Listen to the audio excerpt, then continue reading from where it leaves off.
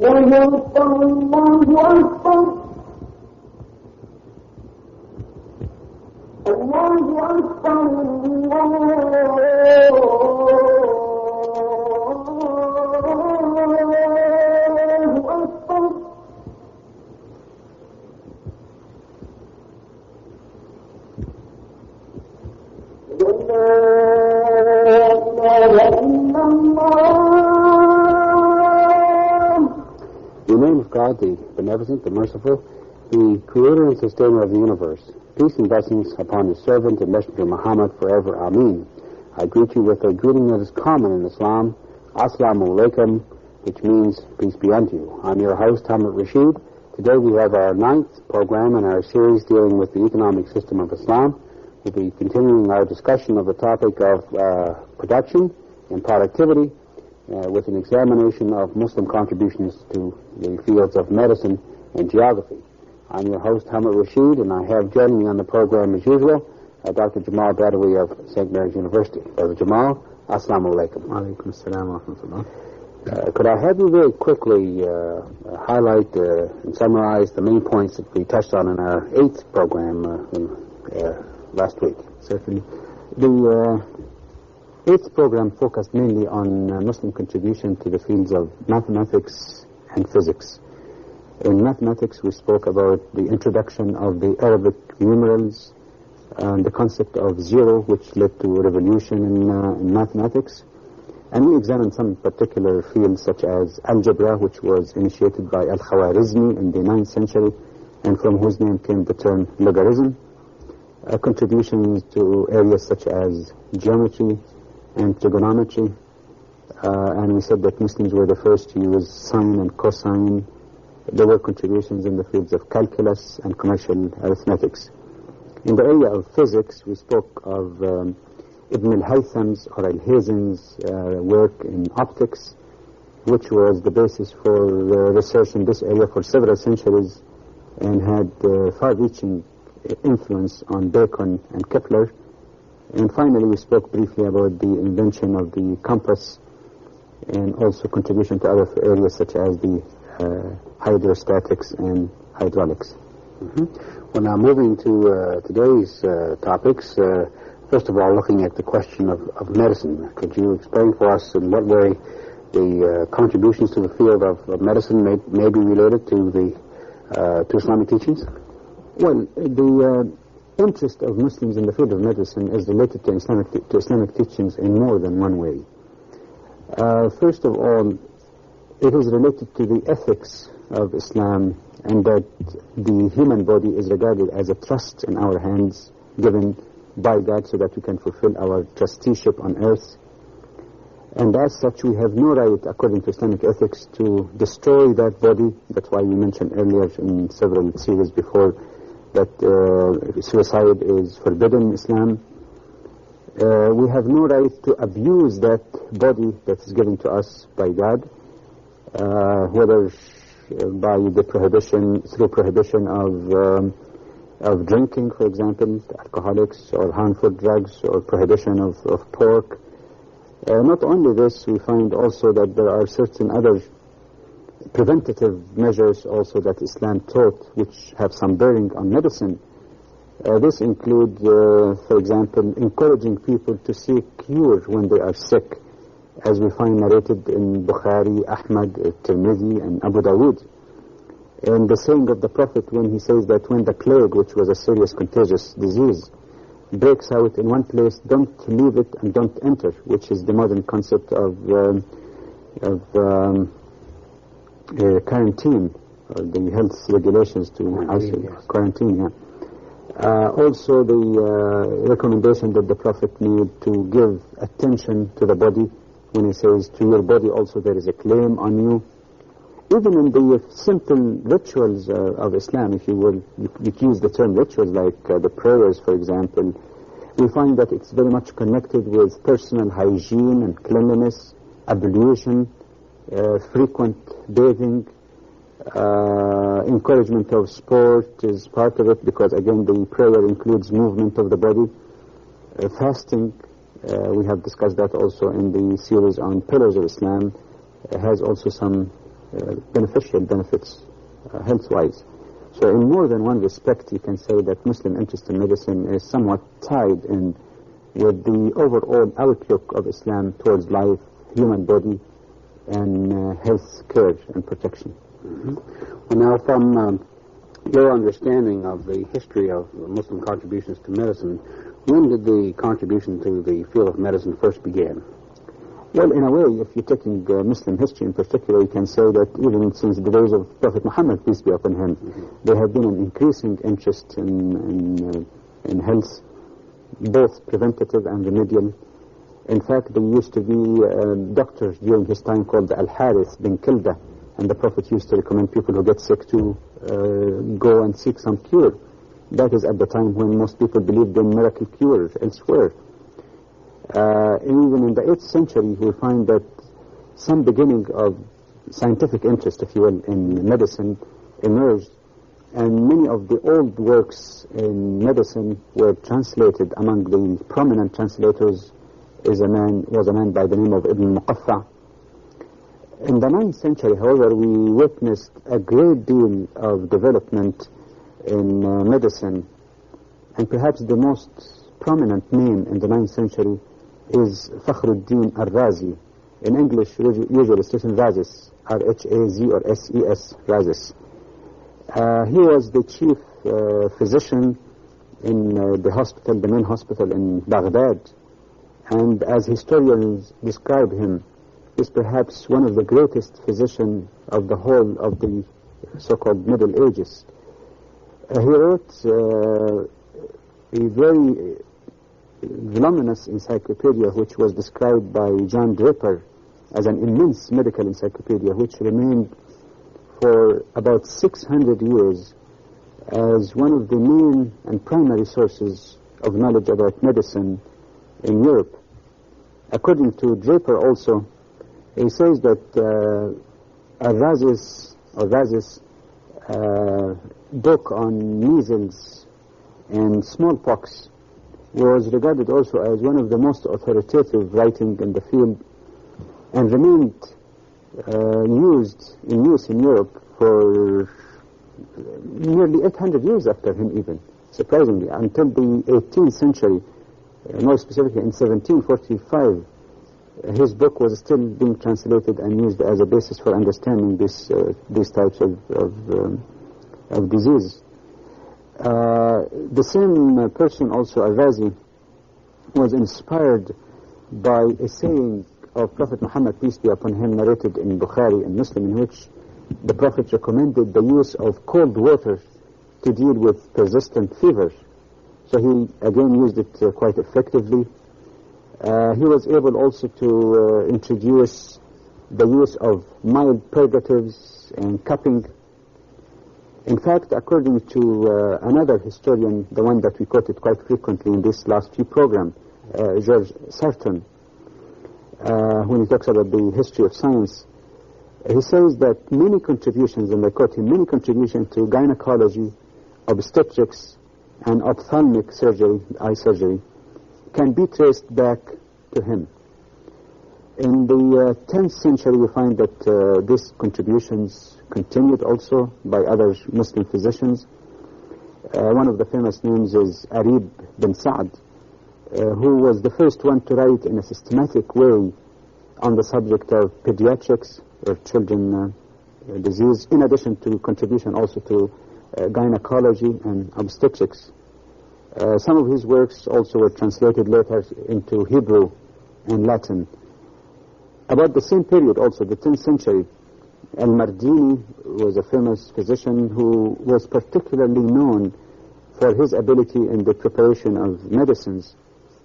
About him, George Sarton says in his first volume, page 699, and I quote, that he compiled a dispensatory which was immensely popular in medieval Europe. For centuries, it remained the standard work on the subject. Mm-hmm.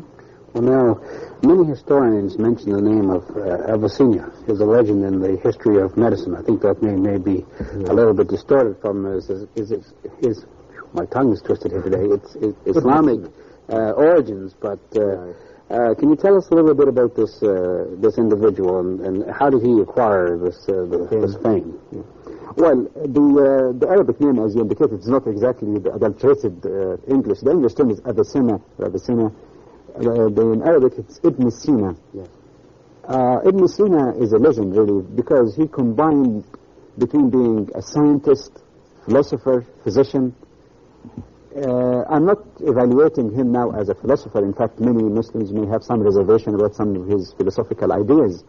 But looking at his contribution as a scientist and a physician, it really helped us to understand the kind of atmosphere that existed in the glorious Muslim days, where scientific investigation was encouraged, where freedom of thought was very highly valued in society. Ibn Sina or Avicenna lived in the 11th century in the Christian era, and among his most important works in medicine is something called Qanun fi Tibb, in English, canon or precepts of medicine, composed of 5 volumes covering such subjects as physiology, hygiene, pathology, therapeutics. According to historians, particularly historians of science like George Sarton, he says that for 600 years, this Qanun fi Tibb, or canon in medicine, by Ibn Sina, remained as the supreme authority in medicine. In fact, he mentioned that it was the basis of all medical studies in all French and Italian universities or faculties of medicine. In fact, it's really surprising to notice that some of the works of Avicenna in medicine were translated and used in European universities as late as the 18th centuries, and according to some historians, as late even as the early 19th century. That's more than almost 800 years after his death. He also wrote a pharmacopoeia, which included 760 drugs and how they can be prepared, which again reflected the excellence that Muslim scientists achieved in chemistry, which was possible to apply in pharmacology. Mm-hmm. Well, now, when we think of the field of medicine, quite often our mind goes to the question of surgery. How about surgery? When did the Muslims get involved in this particular field? Well, they got involved in surgery as early as the 11th century.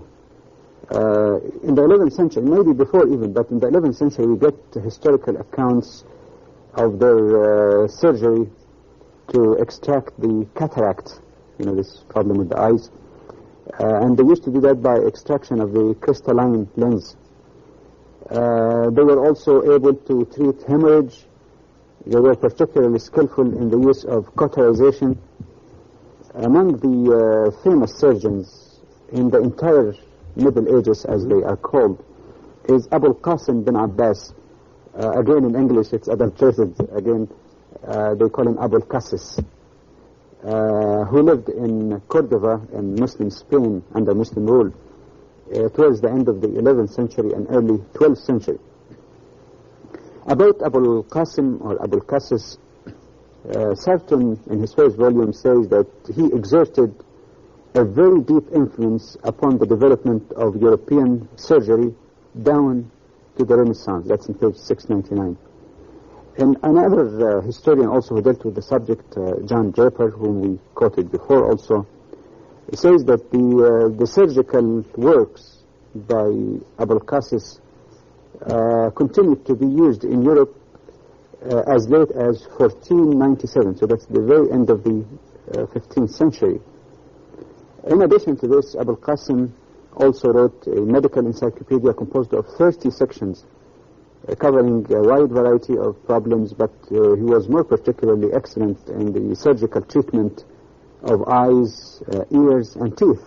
They didn't have that separation between dental and general medicine as we see today. It is interesting to notice that in the writings of another philosopher, doctor philosopher, Ibn Rushd, or Averroes, as known in the West, in the 12th century, in his writing, Averroes gives illustrations of sections of the brains and eyes.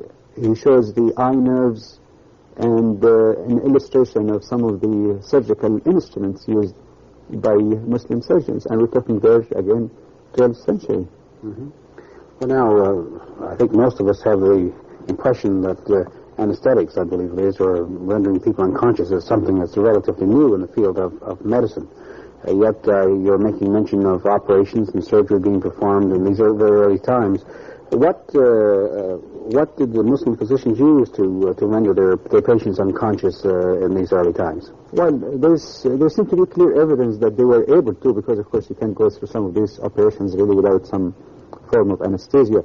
According to John Draper, he said that Muslim physicians knew about anesthesia, and what they used was a kind of clamp called the Darnel, D-A-R-N-E-L, Darnel. And they used to administer that in a gradual way until the patient becomes totally unconscious, and then they did the operation. So they knew something about it too. Mm-hmm. Well, now, are there any other notable contributions that we should touch on at this point before we examine another aspect, or move on to examination of another aspect of medicine? Well, there are too many really to include in a short program like this. My best recommendation really would be to refer to the very excellent work done by George Sarton on the Introduction to the History of Sciences, where there are piles of names and contributions, but perhaps I can give you also a few more interesting contributions.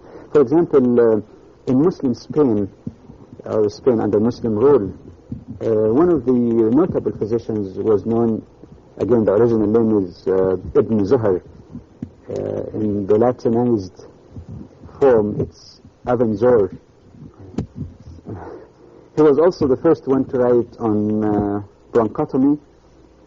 He was outstanding, particularly in the treatment of skin diseases, dermatology as we call it today, dislocations and fractures. In the 13th century, a famous Muslim physician by the name of Ibn Nafis lived in Syria, and he wrote a great deal about hygiene and diet, which some people regard as a relatively new field. It's not really. He wrote even about diet and health. And he demonstrated, and that perhaps was one of the amazing things, he demonstrated the circulatory system, and that was, we're talking about 13th century. That is 300 years before the Portuguese physician by the name of Servet, S-E-R-V-E-T, Servant, was able to demonstrate, and many people think that it was that Portuguese physician who, discovered it, but in fact he did. In addition to this, we find that Muslim physicians showed some interest and competence also in psychopathology. They were successful in the treatment of psychological, or using psychological treatment for some of the patients, which is something many people would consider way ahead of their times. Certainly. Well, now, medicine and hospitals, of course, always go together. When was the first hospital built by Muslims? Well, when we deal with hospitals, maybe we should make a distinction between two types. There is the mobile hospital and then the permanent ones. If you take the first kind, or the mobile hospitals, you can say that Muslims knew that as early as the 7th century, during the lifetime of Prophet Muhammad, peace be upon him. For example, in the famous battle of the trench, or Al-Khandaq, when Muslims were in Medina and the pagans came to attack them, and the Prophet ordered a trench to be dug around the city to defend it. In preparation for the battle also, he ordered one big tent to be set for the explicit purpose of dealing with the casualties or treatment of the injured. During the peacetime, the concept of mobile hospitals was used quite effectively. In fact, if I may make a footnote here, many of the viewers in this area have been impressed by a recent TV program that showed a medical doctor who took his mobile home and started touring the remote areas where people have no access to doctors and staying for some time in every place, to treat the patients. And many people regard that as a very admirable, it is a humanitarian gesture. But it's not really the product of the 20th century. In fact, Muslims have extensively used these mobile hospitals to look after the needs of people in rural areas. In fact, in the beginning of the first half of the 10th century, so we're talking about 1,000 years ago even, we find that there is historical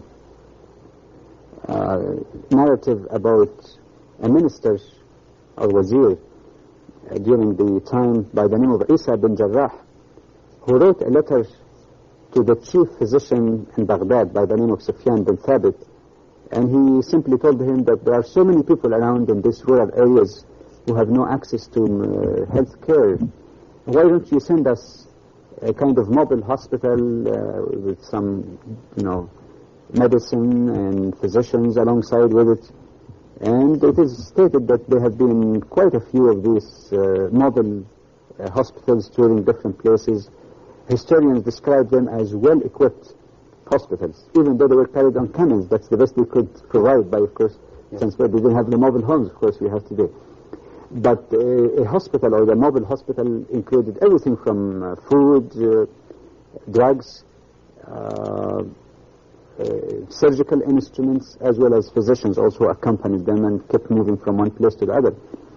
In fact, one historian said that in the time of the Seljuk rulers, during Sultan Mahmud period, this mobile hospital became so big that one of them required as many as 40 camels to carry, equipments, medicines, and other things that are needed.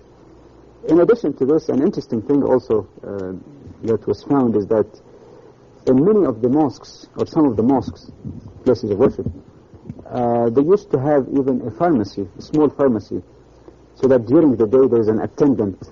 So if you're passing by and you had some need for medicine, you can go and he can serve the medicine to you. And on Friday, which is the congregational prayer day where lots of people come to the mosque, a doctor would come to the mosque, and after the prayer he again examines any person who might need some medical attention, as was the case of the mosque of Ibn Tulun in Cairo. Kind of like the storefront clinics that we see in many of our communities. Yeah, storefront, so your first aid stations. Right. Well, your description of the mobile hospitals has been quite graphic. What about the permanent hospitals? Can you give some description of how these look? Well, the permanent hospitals also did not take too long really to be known among Muslims. It is believed that the first one was built in Baghdad during the caliphate of Walid ibn Abdul Malik, and you're really talking about the first half of the 8th century. And in describing the basic structure of Muslim hospitals, they used to have two wings, one for females and one for males, and then in every wing there are different halls. Each hall is assigned for one particular disease. Insofar as the hospital administration is concerned, each of these sections had a head physician, and then there was a physician-in-chief for the entire hospital or wing. Support staff was provided, including nurses, people who look after cleaning, food preparation. It was said also that many times the caliph himself would make surprise visits to make sure that people are treated humanely and looked after in the hospital.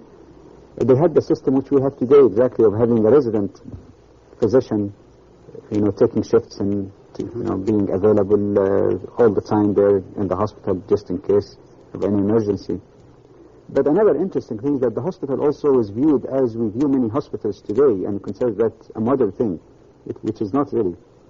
They used to regard the hospital also as a research institute. And historians say that in Muslim hospitals, after the doctors go around, and finish visiting the patients, they would meet again in a big lecture hall where the chief physician and other, famous physician would be seated, and the students or medical students as well as young physicians sit down, and they start an open discussion as to what kind of cases they have seen, how did the person diagnose the disease, which was a very stimulating type of discussion. This kind of permanent hospitals was widespread in Muslim lands, and it is said that in Cordova under Muslim Spain, again, Alone there were as many as 50 hospitals. Remember, in one program in the past, you said that there were nearly 1 million inhabitants in Cordoba during the glory of its rule. It is mentioned also, and that's an interesting point also, that in many of these hospitals, there used to be a small farm attached to it, where fresh vegetable and fruit is, planted, rose trees, so that people can eat really fresh things direct from the hospital land. Some of them had artificial lakes, which shows that hospitals were not just viewed as some form of an institution to process people in and out, but as a very comfortable place in terms of furnishing, and the aesthetic beauty also of it and layout was quite interesting. Another thing that was mentioned about these hospitals that they used to get people to play humorous skits to cheer up the sick people. And Mustafa Sibai wrote once that he heard about a trust, special trust that was in Tripoli, in Syria, which is now in Lebanon, actually, Greater Syria, I should say. Yes. And that trust supplied funds, or the funds were designated to hire 2 people, whose duty would be to go around and visit all hospitals around, and they talk to each other when they pass by patients' beds in such a way that deliberately make the patient hear them. Oh, look at the sparkle in his eyes. Oh, look at the redness of his face. Oh, don't you see that he's really improved?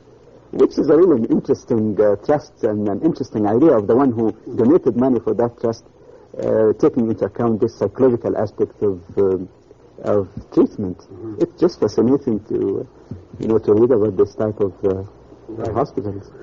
Well, we only have a few moments left in today's program, but I'd like to ask you about the questions of admission and the payment of hospital bills and so on. What can you tell us about the situation with respect to... Well, information available on that shows that treatment was free for all in all of these hospitals.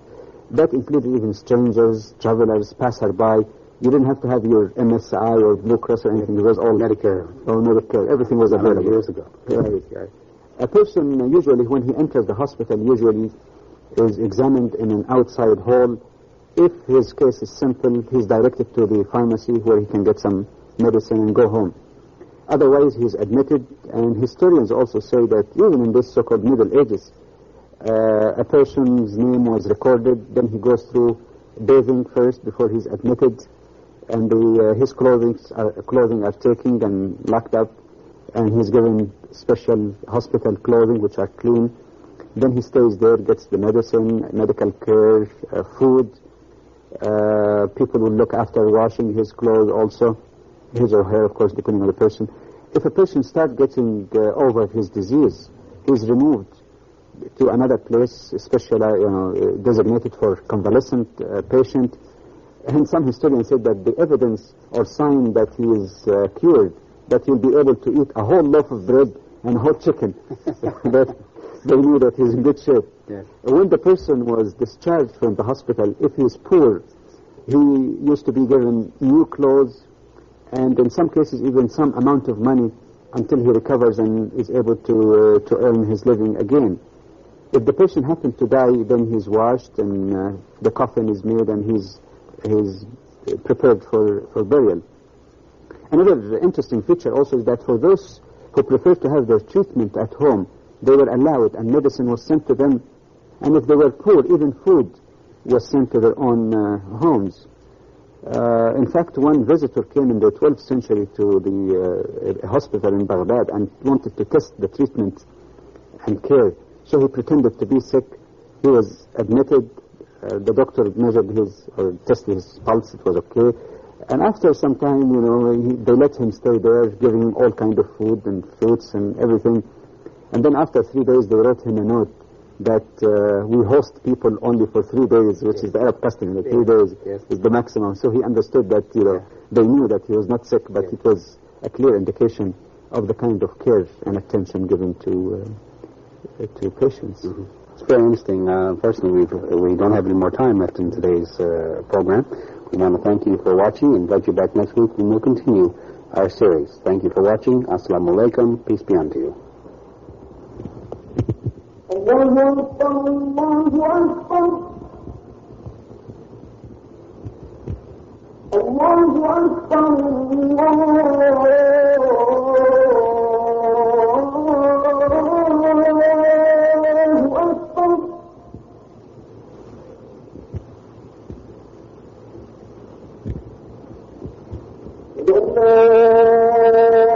إله إلا